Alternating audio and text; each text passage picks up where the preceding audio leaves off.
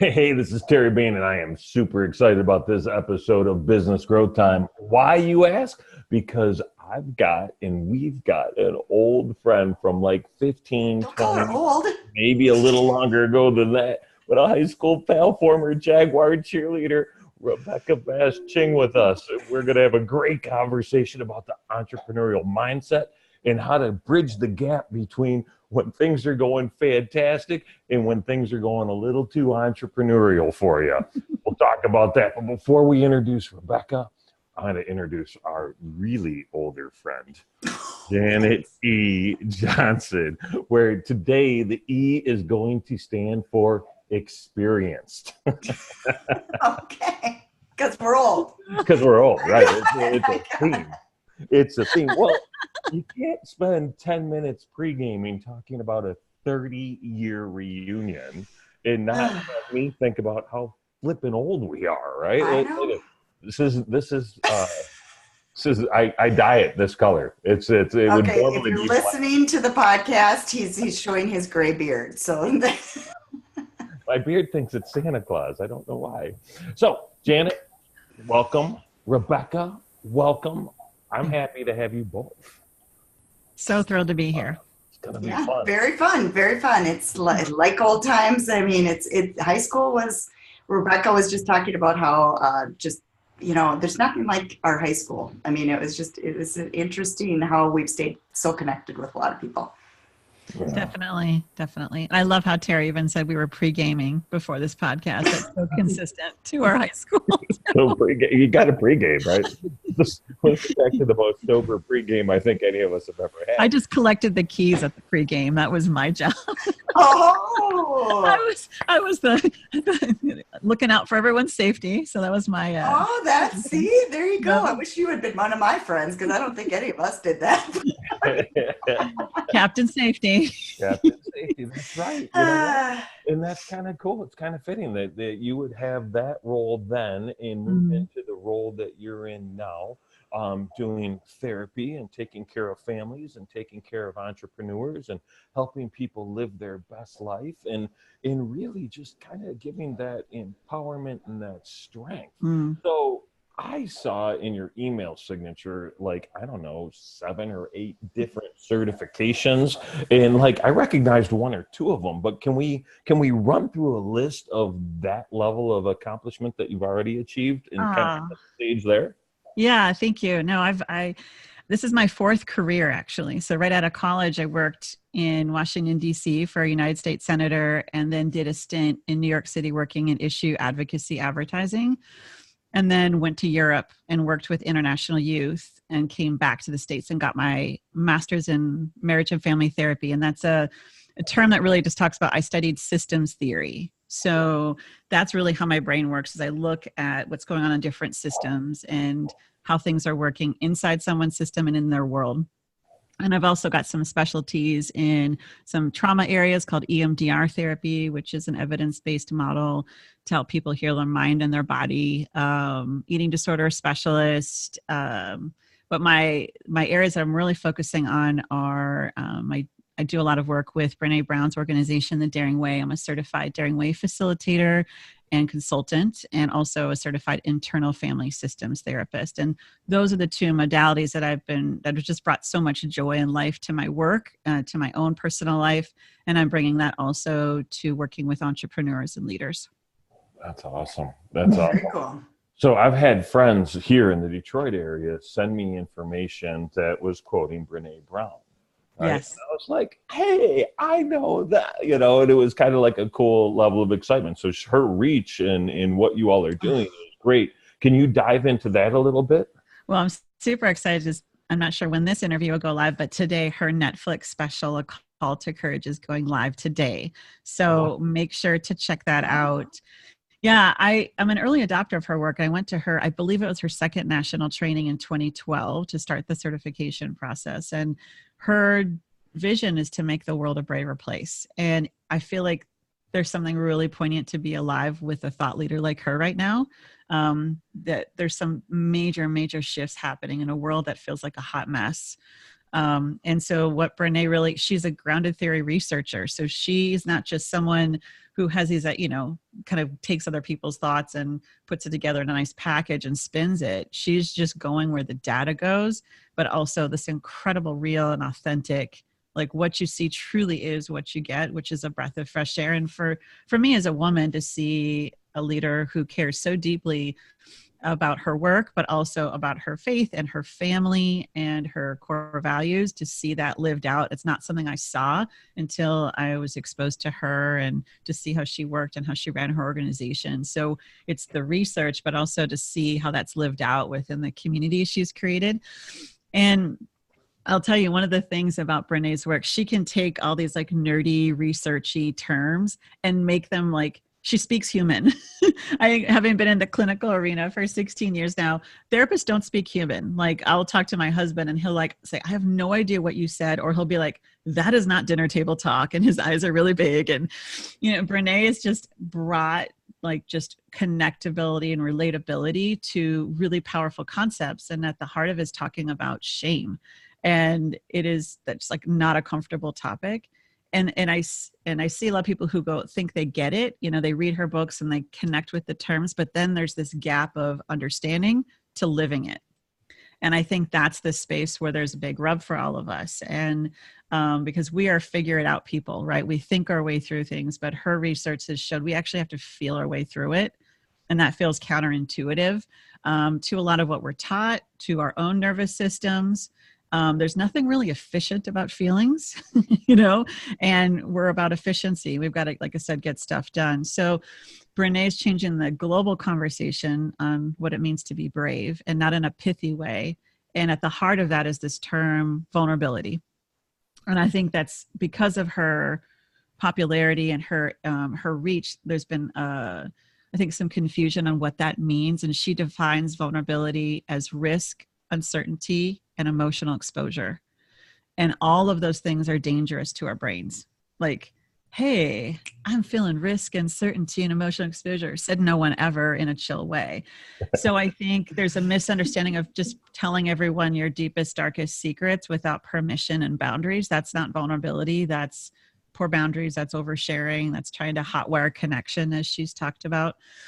But the more that we as entrepreneurs and leaders can tolerate that space of risk, uncertainty, and emotional exposure, that is literally what her research has found is the bridge to all the things we want: the love, the belonging, the creativity, the innovation, the connection. So that's the space. And again, the tough part is we can't think our way that way. We actually have to feel our way through that. And that's been some of the funnest work, is helping people connect that work from their head to their heart and then through their businesses and their personal lives. That's interesting. It's interesting because Terry and I were just talking yesterday, right? And I said to you, I'm doing a launch and getting people to a webinar and doing all this, spending a bunch of money, doing ads. I do it for people all the time. But I told him, I go, God, doing it for myself, every time I do it, I get like the knot in my stomach. But I go, if you don't, then, and I just had a program that I launched like a quarter ago that we're getting finished with, that I'm relaunching. And when I did it first time, I sent an email, my stomach got sick. Just like, because I'm like, is this going to work? So tell me about that. So the fear, because there were no guarantees that it would work, right? Not at all. Not at all. But then just why were you slapping something on the wall, Well, I'm sure it was more than tossing spaghetti on the wall. That's my approach. I just throw it and see what happens. That's not calculated. Well, maybe you just throw it because it looks cool, Terry. Let's see. Terry would do that. But Janet, for you, why did you send the email? At the heart of it, why did you send the email? Just get the responses to see if there was an interest in what I was offering. And why did you want to see if there was an interest? To make sales. And why do you want to make sales? To keep my business going. But even bigger, why do you want your business going? Well, part of it's to help other people, obviously, but why do I want my business going? Well, no, but why do you want to help other people? It's a good question. It's just in the heart of me. Yeah, so you're connecting the heart. Mm-hmm. Exactly. This is something that's so, so precious. So of course it's going to make you feel sick to your stomach when there's not a guarantee. I mean, Yep. yes, we want the numbers and the profit, but you've got big skin in the game because your heart's in it. Got it. Yep. Yep. That makes sense. So connecting those is kind of what you're talking about. Okay, cool. Yeah, because it'd be easy to want to like for many people to not send the email because it felt dangerous, right? Like, oh, I'm not ready. Oh, maybe this isn't, there's not going to be interest. Oh, I'm not ready to hear people tell me they're not interested and they think this is crap. So I better just shut it down. But you were able to tolerate and move through that place where your brain's like, this is dangerous. This is dangerous. Your heart might get hurt. You were able to sit in that space and you shipped. And so that's that little stuff on a day-to-day basis that people don't see, that entrepreneurs do next level all the time. Well, then I took it to another level where at the end of it, I took and did a survey. Yeah. Feedback. So, and I even said, give me the negative too. You know what I mean? So, and yeah, some of it was hard to read, but you learn from it. So when you read the hard stuff, how did that hit you? Well, of course, your first thing is defense mechanism. What is that for you? I did this, just, making the excuse, going out, well, like some of it was where they were in life, and they weren't happy that one situation was where they were in life, they didn't think this was a fit for them, but I had no idea that's where they were in life. You know what I mean? So how am I supposed to know, I guess? So that was part of it too. But then there were just some other things that, I learned, and I just said, when I do it again, I have to make those changes. If it was something I agreed with. So how did you move out of that defensive, I'm not a mind reader. How did you move on into that to going, okay, there's actually some good nuggets in here that I can iterate and grow? How did you navigate that? Just walked away. I just dug into it and looked at, I don't know, how did I walk away? But you took a pause. I just knew. I knew I have to do this in order to grow. I have to get the negative. It's kind of like in social media. If you get the haters, you've made it big. I don't want to make it big that way. That's one thing I'm glad to be out of high school for. I retired from the haters. Jeez. But the haters, this is the thing, is it's like a full-on Olympic sport right now. Like people do this for like a profession, and they're like anonymous can drop it too. And now people are not as anonymous anymore. They're emboldened to be hateful and cruel. But I'm hearing from you, like your worthiness and your safety weren't on the line with that feedback. And I feel like it's a slippery slope sometimes for all of us when we care deeply about something, for our worthiness and our safety to not creep into the opinions of others or the success of our business, right? Doesn't mean it doesn't sting. Anyone saying something critical doesn't sting. And some people, we do want to send them to permanent timeout, like whatever, One of my favorite memes is, your opinion of me is none of my business. Where did that come from? I don't know, but it's powerful. It's rooted in someone. I was just reading about this. Yes, I forget who it came from. Yes, that's a great mantra, right? It is. It's so important because people come at us not because of us, but because of them. Yeah. We internalize it through our own filter, right? And so it's like we have a conversation with clients or spouses or whatever, and they're talking about the bad interaction they had with somebody, and they're taking it so personally. I'm like, you don't know what just happened to that person 5 minutes before they talked to you, and it's way more related to that than it is to you. And Marcus Buckingham just came out with a whole book on feedback, and it kind of made my brain explode because having, the traditional feedback and then the anonymous feedback that you have in academia as an adjunct professor at a couple universities here in San Diego. And it's like, I couldn't do anything about this anonymous feedback delayed. I hated it. But he said that's their experience of you. Doesn't mean it's truly you. And you can decide what you take and not take. And no one teaches you how to receive feedback, let alone ask for it. And I think when we shut vulnerability, the fears of vulnerability, say, shut that down. I don't want to hear from anybody. So, but yeah, so Janet, basically I'm hearing you're running a courageous business there. So way to go. Took me a long time to be able to get where you're at. You know what? And it's one of those things where, I mean, we've had this conversation. Failure is not failure. I mean, failure is something just to learn from. I always say failure is data.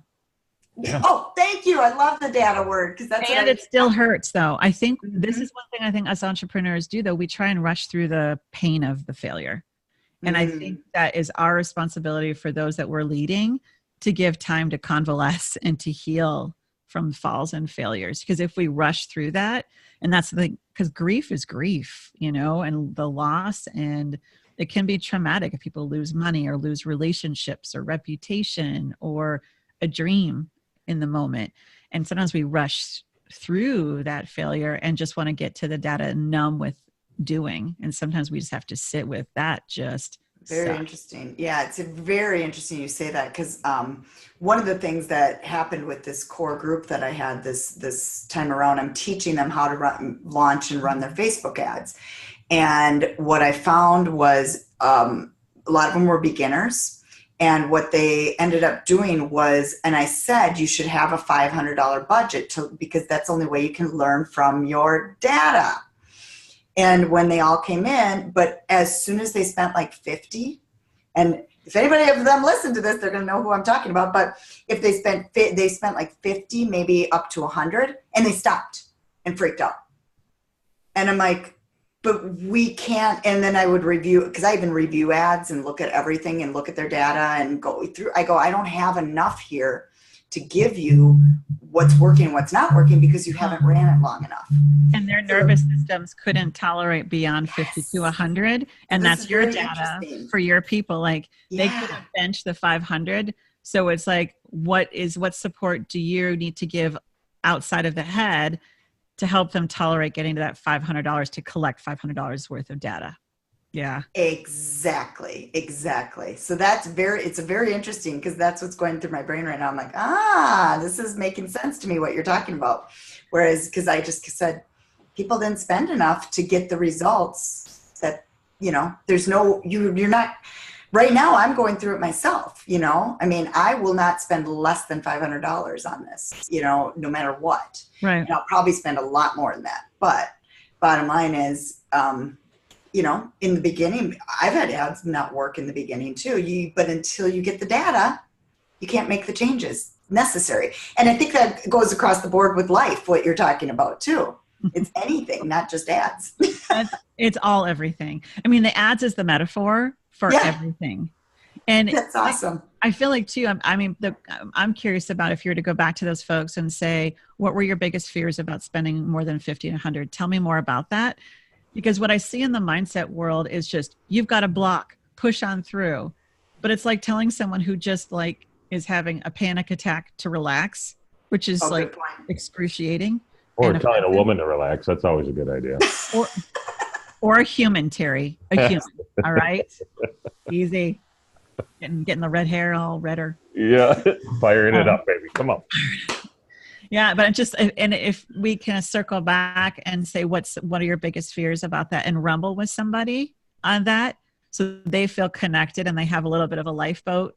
But I see some of this kind of hyperbole around, come on, rah, rah. And again, I'm a forever recovering cheerleader, as you guys know firsthand.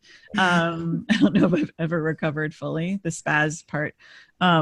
But I think the part was we like push on through. And then if not, then sometimes us as leaders, we think, oh, they're not doing the work, because we got to distance ourselves from those that we're supporting if they're not succeeding, because we can't handle their failures either, or their struggles. But if we can say we're in it together, saying I'm hitting a block, man, this $50, $100 mark, that's about all I've got right now. And everything in me is shut down, because the body will win every time. You cannot override your body. And if any of your listeners haven't read Dr. Bessel van der Kolk's book, The Body Keeps the Score, it should be by everyone's bedside, because it's a hard book to read. It reads like a novel from this brilliant researcher clinician who is one of the cutting edge trauma researchers and clinicians in our world. And he goes through why we can't just think through our struggles. And so I highly recommend that, but our body will shut down, and then everyone's feeling frustrated. So it's always taking a pause and saying, okay, maybe we need to then start, can we add $25 more? What can your nervous system tolerate so you can build confidence? And I'm with you. And I'm with you. You're not alone. And we don't talk that way often. It's just kind of like, suck it up. Like, Terry on the football field, I'm just going to plow you down if you're in my way. We can't do that with our emotions, especially when our system feels like it's a threat. Even though logically another $400 isn't going to kill us, our brains don't know that. It's interesting, right? Is that tied to the whole fight or flight response, or what is that? Fight, flight, freeze, or numb out. Yep, it absolutely is. And here's where entrepreneurs get jammed up, because again, we're the figure it outable people, right? We can think it through. And as soon as we have any kind of inner resistance, instead of getting curious about it and having compassion towards it, we hate it. We want to kill it. We want to shove it aside. And in fact, we're giving more energy to that inner protector to shut things down. And so it really is counterintuitive to go, Janet, I don't think I can do this. And I'm scared and I'm feeling really weak right now. If I can't spend this much, how the heck am I going to run this business? And I'm scared. If there was that ability to be vulnerable, and then you were to say, I've been there, so be kind. Let's get something that you can scaffold this. I don't go into the gym and kind of want to go up and add 50 pounds to what I'm lifting overnight. We can't do that emotionally, and neuroscience says we can't either. So it really is shifting that conversation into suck it up, chin up, push on through. And again, we're from Minnesota. That's what we do. It's 30 below. We still go out and ski and shovel and start the car and scrape the windows with the credit card and do all of that. And then we're not supposed to talk about it or complain about it, and then they show up with one of my team members with depression, anxiety, broken relationships, poor health, because there's a point where the body can't hold it. It's like sponge gets saturated. It's not sustainable. And so if we can talk more about our fears and our doubts and not shame them, whether it's internally or shame those, just believe in yourself. It's again, like telling somebody, just relax when they're panicking, just saying, I know you don't believe in that this is going to work. I believe in you. What support do you need right now? Okay. Janet's believing in me. Terry's believing in me. I totally don't believe him, but I do believe him a little bit. So I maybe can do a little bit more. That's where I think the magic happens. And then more people get their art out there, their business, their dreams. We need that desperately.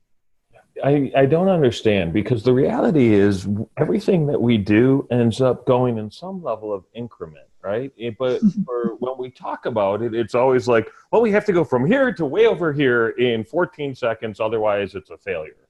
And I remember being in an office 10 years ago. It was an IT company, software developer. And on the wall in big letters, it just said, fail faster. And that was the first time I'd ever seen anyone even attempt to embrace failure, right? That because failure was such a bad thing and it's such a horrible thing to go through. But like you said, failure's dead. And like Janet said, failure's learning. And so where's that disconnect and how do we make that conversation become more real? Terry, I feel like this is something that you have lived ever since I've known you. You've had a confidence that you're going to rise. And I don't know if everybody's had that confidence that they're going to rise. Or just in general? Oh. No, I think you've always known that if you have a face down moment, you'll rise.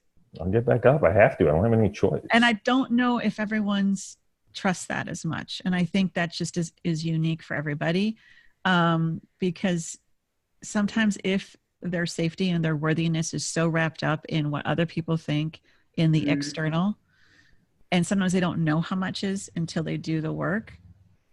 It's made me think of a story. I guess fell faster. And for me, high school was a hot mess. For me, I could have the shiny happy on the surface, but it was a really, really hard time. And I showed up at a friend's wedding, I don't know, maybe 15 years after graduation. And I was a reader in her wedding. And I had a couple moms come up to me and they just stared at me like kind of weird. And they're like, "You're doing well." And I'm like, "Yeah, I really am." They're like, "How?" And I'm like, I grew up, they're like, this is interesting. And I'm like, I feel like I'm at a freak show. It was odd. And I'm like, it was, so I. Were they from high school? Were they girls from high school? Okay. Moms of our friends. We'll leave it at that. Got it. And that story is, I've told this story a lot. And so, Terry, here's the thing, because I also felt those people saying, oh yeah, there's the people that are saying, here's a hand, but there's also people saying, you're down. And I'm going to cheer you on staying down. Right. So I think I've learned, who am I surrounding myself with?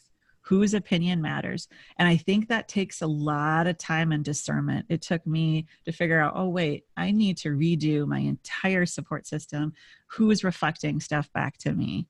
So, because I had other people like, oh my gosh, you've kicked ass. Look at you. You did not get defined by those curveballs that you had no control over when you were younger. And look at what you made of that versus, I didn't expect this from you. And I was like, oh my gosh. And then of course I'm like, well, how are you doing? But I'm not going there. I'm not that. Like, I went there for like a minute. I was like, are you kidding me? And so that's what I'm saying, Terry, is that we're hard on ourselves. We're hard on each other. It's tough out there. And so I think sometimes when someone's in a tough spot, especially for a long time in their business, in their life, or both, it's easy to tap out. It's easy to get critical of others or even of ourselves if we're not able to help them. And sometimes falling isn't just I tripped, I'm going to fall and get back up. Sometimes this is several weeks, months, and even years for people. And so it's figuring out how to navigate that ourselves, especially as leaders and helping other people, that this is long game work. Mm-hmm. I love that. And I just had a conversation with a good friend of mine the other day talking about, some of the struggles and some of the stuff that I've gone through. And I'm like, you don't even get it, man. This is me operating at like half, right? Wait till I actually get my shit together and turn it all the way up, right? But I know that even down, I'll stay down and I'll embrace down and I will feel down and I will celebrate down and I'll dig into what it is and try and understand it. And I'll experience the feelings that are there. And then when I'm done, I'll take those, I'll put them in a box, I'll throw them somewhere in the corner of my mind where I can go visit anytime.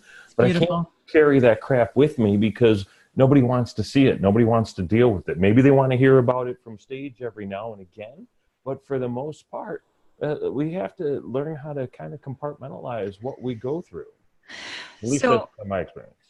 I love all of that. And then at the very end, though, the compartmentalizing part, Terry, I am going to nudge you and say, I think people want to hear more of that, because what you just shared, more people need to hear.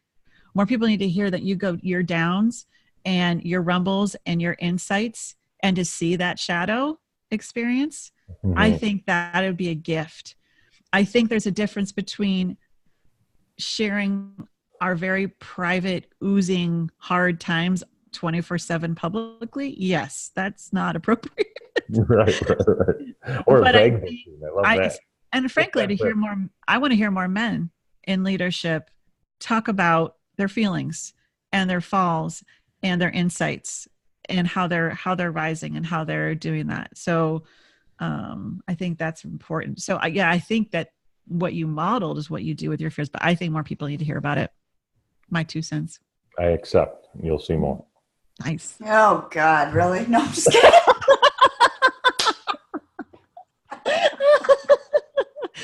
Listen, every time I think about Terry, I see him at every basketball, hockey game in the front row, leading the cheers. Terry and I had a little rooster. And so for someone with that kind of presence to also say, this is some stuff I went through. Here's how I dealt with it. Here's how I was rumbling in my family and in my business. And then here's what I got, and here's how I rose. And then it happened again. And I think that is what we need, because we see all the shiny happy, or we see the hot mess, right. Like that's exploited and gossiped about. But sure. To see that done with that health that you described, I feel like that's the reckoning we're in the entrepreneur world, is this space of how do we deal with that space of really good and as you said at the beginning, really entrepreneur. So anyways, I think that's a gift. I think that's our mandate as leaders now, is to be a little bit more vulnerable, and with stuff that we've worked through, not with stuff that we're in the middle of. But I think that's our mandate. Sure. Yeah. Yeah, it's easier to explain, right? Because ultimately, a good leader just kind of turns around and shows the way, right? You want to shine the light on the path behind you to help others get to where you are, so they can go past you, right? And that to me is what leadership is about. It's not like, hey, I got a bunch of followers. There's a bunch of other people that are now stepping up and doing great stuff.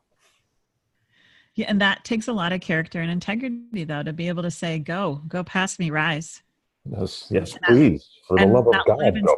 Yeah, but there's so much scarcity that so many people believe there's not enough customers, clients, followers, money, opportunities. And when scarcity is hijacked, that you're not comfortable with what you just said, Terry, to let people lead and move forward. So yeah, makes sense. That makes sense. Scarcity mindset is a beast. That's a beast. What do you think, and what's the research show? Where are people in terms of living in scarcity versus living in abundance? I don't know if you look. So it's interesting on the scarcity conversation in Brené's book, Daring Greatly, she flipped the script for me on the scarcity abundance conversation, where she said the opposite of scarcity is not abundance, but it's enoughness. Yeah. And that abundance is actually the other side of the coin of scarcity, and that they're feeling each other. So I think this abundance conversation unintentionally, I think its original meaning was pure, but now it's, if you're not having everything of your dreams, then what are you doing wrong? You're not manifesting enough. You're not working hard enough, and not enough, not enough, not enough. So really that scarcity, where the enoughness is, I am enough, I'm doing enough, there's enough. And having that trust with the uncertainty. So I think there's billions of dollars spent, having worked in politics and advertising, that billions of dollars are spent to foster scarcity. And with the connectability that we have right now, we're internalizing those messages more than we know. And about a third of that is just on our looks and on our body. So it's a jungle out there. So you guys know this, really good marketing can make you question everything that you know to be true, right? There's a lot of things I know, and I'll look at an ad, I'm like, oh, maybe this would work in 3 steps, maybe, and it gets the best of us. So I think that we're in a culture that is traumatized, and have been white knuckling it. But what I'm learning from what Brené's finding, and as she's leading this global conversation, that people are also tired of it and wanting a shift. Mm-hmm. And so again, that's the mandate for us as leaders. Do we want to be a part of perpetuating shame and scarcity and fear and anxiety? Or do we want to help flip the script? And that means we have to do our own work to create spaces that can tolerate vulnerability and the messiness of, I didn't show up my best there, and here are my mistakes, and have hard conversations where things are on the line. That's where I think it comes, and that's where profit is one thing. I think we can all get profit even without integrity and core values, right? But that eats at our souls. So if we want to run the marathon, it's like, what is the impact we want to make? Even have that be bigger than the desire for profit, as a mentor recently taught me. And that I think the big thing is, so the research says, yeah, we're tired, we're anxious. I see the numbers rising on clinical depression, clinical anxiety. The suicide rates are apprehensible and abhorrent and unacceptable. And so this is why I think I'm getting louder and louder talking about trauma and emotions in these circles, because this is unacceptable. And having almost been a statistic myself and rumbled through that, it is unacceptable for anyone to feel that alone, or to feel like there isn't help or resources out there.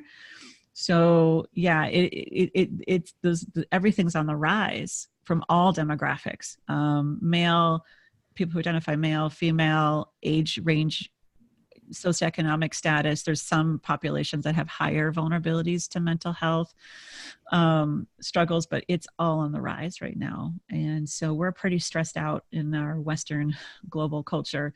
And we've got some choices that I think entrepreneurs and the leaders are the ones that can help turn it around. So we're the ones that think creativity. Yeah, you know what I'm saying. Creatively. Yep. Yeah. Creatively, there we go. We do that. We do all those things. Too much caffeine.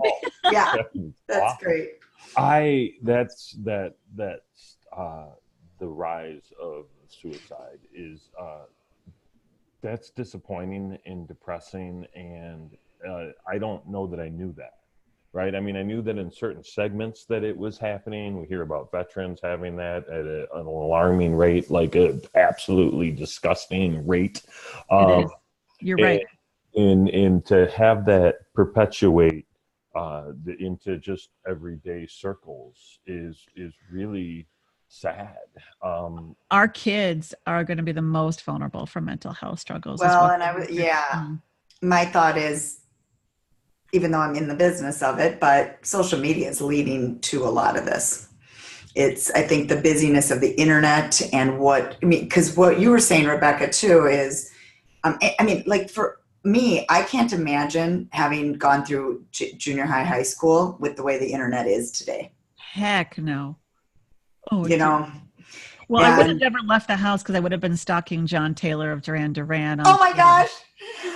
Me too. I would have never left my room. I would have not been in the honors program. I would have not graduated.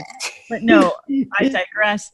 You know what though, Jenna? Maybe I would tweak this a little bit because I'm not comfortable throwing social media under the bus altogether in a collective sweep. It's our use of it. It's our consumption of it. Exactly. Mm-hmm. And I think that's an important nuance because I made connections and reconnections because of social media. I am learning. We wouldn't be doing this.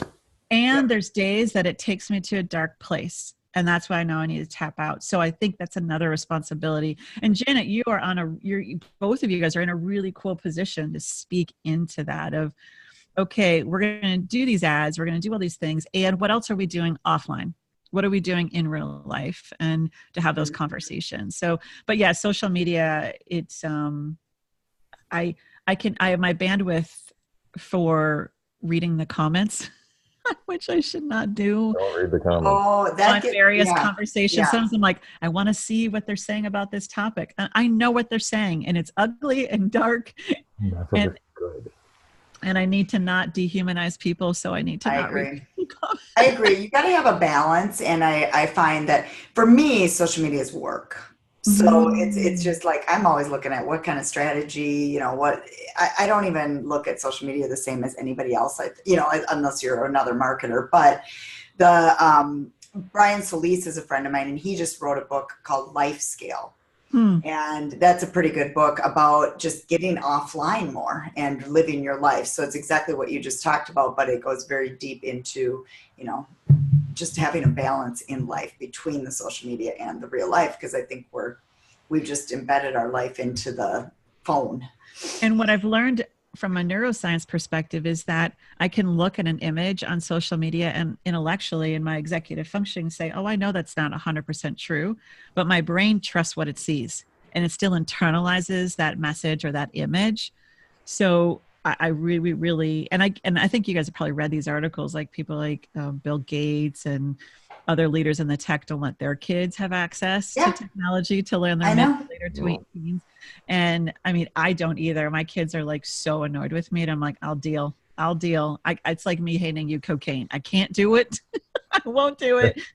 But that, it's fine because they'll eventually. I think there's a way to be. But I like their little brains are still developing, and a lot. I want until 25 actually. And you said when you first started talking about it, it's how we use it. For me, it's also what we expect from it, right? Tell me more. So if you look at, I'm going to post something and I'm going to get all this feedback back. People are going to like it. They're going to hit the love button. They're going to hit the laugh button.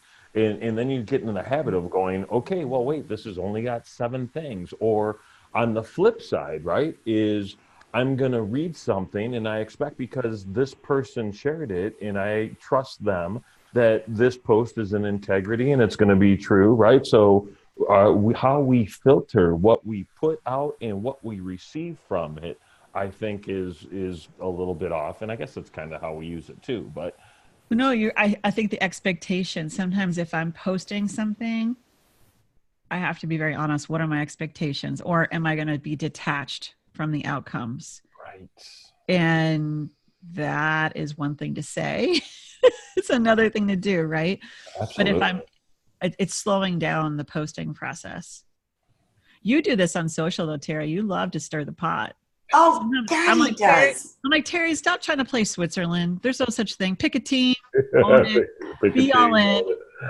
I just, you know what? I had a conversation, a gentleman I had lunch with yesterday, guy I've known since I was 6 or 7 years old, worked with my dad forever.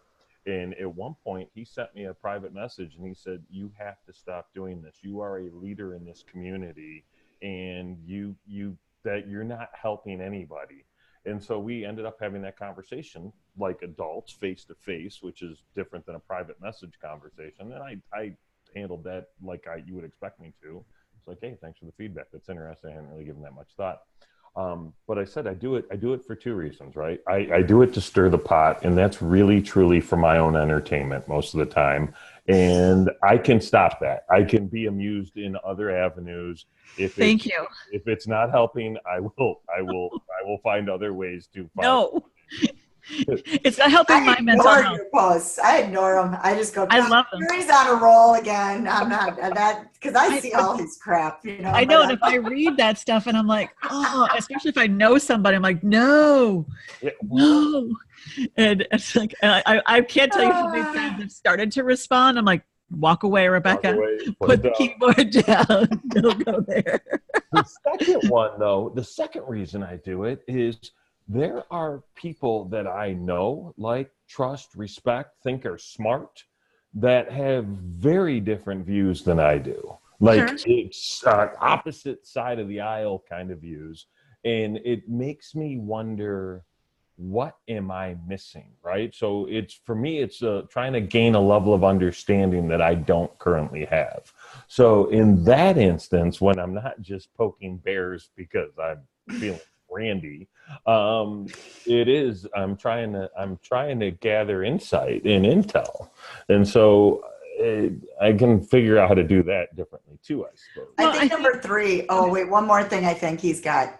Because you're trying to mess with the algorithm so that you get a bunch of, because So says the marketer. I don't, honestly, I rarely ever think about that, right? Yeah. Drop a GIF right now. Oh, sorry. Yeah, exactly. Another book, though, that you guys might really like in your readers that Brene wrote a couple of years ago called Braving the Wilderness addresses this. And I think what you're saying is she talks about how we have to get out of our intellectual bunkers. Mm-hmm. And you're trying to do that. I think for a while, for me, I tried to understand what I'm missing. But my time in DC taught me that was kind of pre 9/11. And even though, and seeing like senators that would yell at each other on the floor and then go play tennis and vacation together, that still happened during that time. So that was a huge lesson for me. But I feel like there's a point where we all wanted the same thing in the end. We just had different ways of getting there. Now we don't want the same things. Mm-hmm. So I think your strategy worked pre 9/11, when it's like, well, we still want to, have great education, or we still want to have a thriving economy. We just want to go about it differently. That's where that works. But when it's like, we just are dehumanizing or have some completely different end games, then it's hard to have that conversation. And I think the vitriol, to me, it goes back to trauma. To me, at the heart of this stuff is people feeling alienated, disenfranchised, feeling devalued, and being raised, and hearing this kind of hatred and pain and disconnection. And that's another place where we can disrupt, and help people kind of shift, because they're not going to run the marathon of entrepreneurship if they're doing it from a place of scarcity or hatred or anger or fear. So I'm curious to see, Terry, how you continue to navigate and entertain on the feed. You know, we say I know I'm probably the second closest to his wife because we've been doing this for 4 years. And, you know, just like my own husband, I can't control him, you know? Well, no, I mean, Terry, to control Terry, I mean, I would never even try and There's a fool's errand. You'd be like, peace out. Oh, that's great. Don't fence me. For Terry to be an entrepreneur makes so much sense. Like to have you and like show up at this time, at this day and wear this outfit and talk this script. 10 seconds and you're done. Yeah, I know. I didn't realize how much that was me until I had my own freedom from that grind. I went, oh my gosh. You learn a lot about yourself being an entrepreneur. I think you learn more in life than anything being an entrepreneur. You have to look at yourself deeper than ever before I agree. And I've been having those conversations with my fellow leaders and entrepreneurs who are kind of in our season of life. So what do you guys say to people who are in their 20s, just starting out and don't have that life experience? It doesn't mean they don't have something to contribute. And yet you don't know what you don't know. How do you guys navigate that with that population? Look at you, my kid's 20 right now. I mean, the thing, you know, and I look at him and go, you know, when are you going to focus on life? And I get it. You know, I go, but I remember me at that age too. And I had more goals because I thought I was going to be an elementary education teacher and went to college, got the degree and everything. So, I mean, I did all that, but the bottom line is, you know, it changed completely and drastically after that. And you were just saying that your brain doesn't really fully function until 25 years old. Mid-20s, especially guys, you know, I mean, guys are a little longer, I think. So people, no, correct her. You corrected me, Rebecca. You correct her right now. I was just going to say, oh, feisty Terry. I'm not sure the research supports that in terms of adolescence and developmental shifts. Yes, puberty and maturity happen in different phases, but I'm not sure it's gender exclusive on final maturity. Well, I know with my boys, they were always a little behind anyway. So, you know, so now they know. There's a Jeff in here, right? But I won't. So the bottom line is Terry. It's a very tough thing because we do know in the next 20 years, they're going to grow drastically and they will go through so many different life experiences that there's nothing that we can really say to change what's going to happen in the future. I mean, we don't know where, but I do know that they have a whole nother life ahead of them because we get to be there for them and rumble with them and normalize struggle and normalize being human, normalize testing and learning and falling and failing. And I always try to teach like the lessons also that this is what I've been through that you probably want to avoid. And these are the things that you're just not going to be able to avoid and you probably will go through them. So there's, you know, as much as you can do, and I tell stories, you know, good, bad, ugly, you know, but I think they're all going to, and I really do believe it takes a certain character to be an entrepreneur.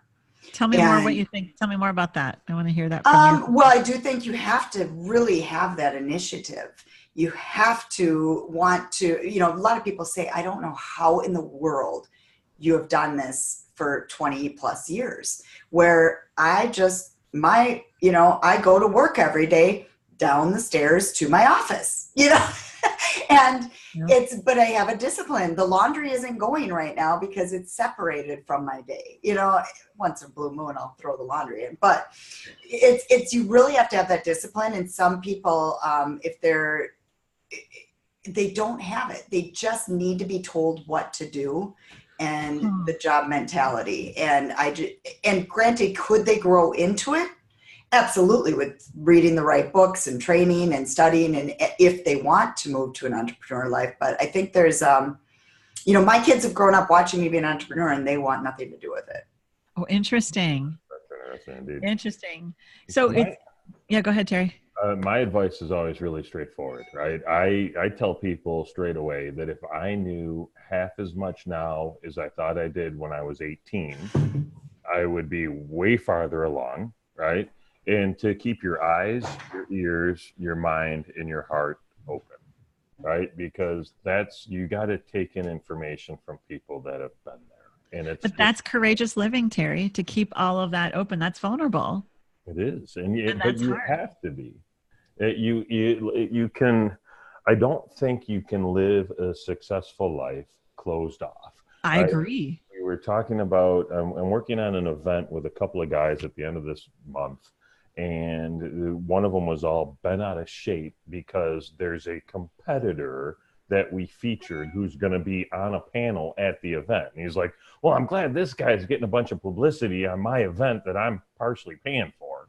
And I'm like, that is so old world thinking. In It the old is. world, we used to be super competitive. Now we're super collaborative, right? And you have to make some level of adjustment to that in your business life, right? In your personal life, in just your life. Well, I think that's scarcity mindset though. And Yep, he same thing. run from scarcity mindset. So there are almost these circles that are collaborative. There's that hashtag community over competition that I love.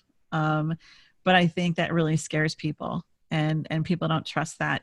And Jenny, you bring up something too, because I think it's okay for people to say entrepreneurship is not for me. That's not my hardwiring. That's not my personality.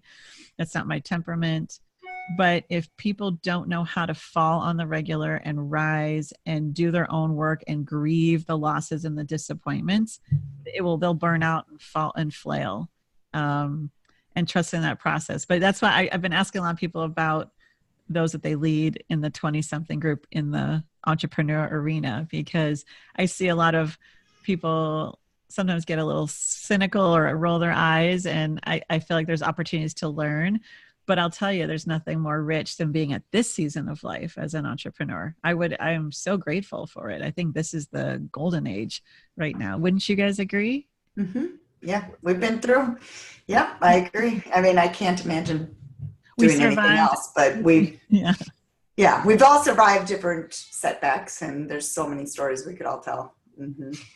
All right. So in an effort to avoid that, let's try and wrap this up. Yep. Tell us, what is like one tip or one idea that you would recommend for entrepreneurs in the area of self-care, right? I think that's really important. How can we better take care of ourselves so we can be more to those that we support? So I think it goes back to getting really crystal clear on your core values. And if you haven't done values work, then to do that to get clear on the one or two or three things that drive you in every area of your life. And that's going to be what brings you back. Because if you're not feeling self-care, if you're feeling out of sorts, you're feeling anxious, you're feeling bitter and resentful, it means you're out of sorts with your core values. So I think that is a ground zero if you feel like you're flailing because you've lost your why. And I think there's times and burnout is not attractive. Burnout is not part of the game. It doesn't have to be. There's times where we sacrifice and we push, but it's not bragging rights. And self-care isn't a luxury. It is, and I feel like so many people are still rumbling with scarcity mindset. So really get clear on where you're putting your worthiness, because you can't take self-care if you think your worthiness is in the results of your business, the likes on your social media, the money in the bank. Those are all important things in their own way, of course. But if you're not clear on your core values, and if you're externalizing your worthiness to other people's opinions, you're putting it on the table for other people to have a say, you're not going to take care of yourself.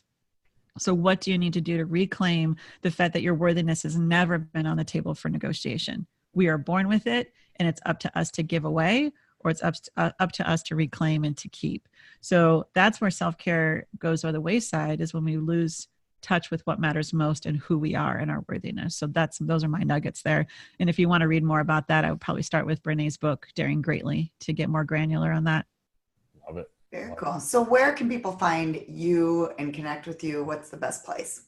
Absolutely. If people want to connect with my practice in San Diego, they can find me at potentiatherapy.com and on Instagram and Facebook at Potentia Therapy. People want to connect with me more on the leadership and entrepreneur space with this work, they can find me at RebeccaChing.com or Rebecca Ching MFT on social. Okay, cool. Awesome. Well, great. Well, thank you so much. This was fun. And A lot of let's fun. end with one more thing. What was your favorite 80s song? I love that you asked that.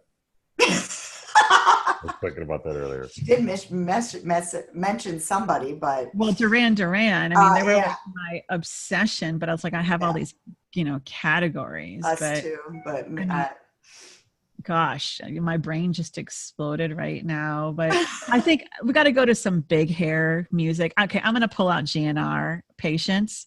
Just remember when they did the talent show and they did that. I mean, Guns N' Roses, as misogynist and dark as they are, that was legend status. So, Appetite for Destruction, yes. I mean, things I still can't play for my kids. And Prince, oh my gosh, the Purple oh, Rain album. Prince, yeah, yeah. I probably drawn those two, and then of course my Okay. good old Duran Duran. I can't Yeah. narrow it down to one. Sorry. That's great. That's great. Our favorite famous groups that we loved. All right. Well, you can find all our past episodes at businessgrowthtime.com/podcast. And you also could join our group on Facebook, which is businessgrowthtime.xyz. Will take you directly to that group. So once again, thank you so much, Rebecca. I appreciate your time. Thanks for having me. Bye, guys.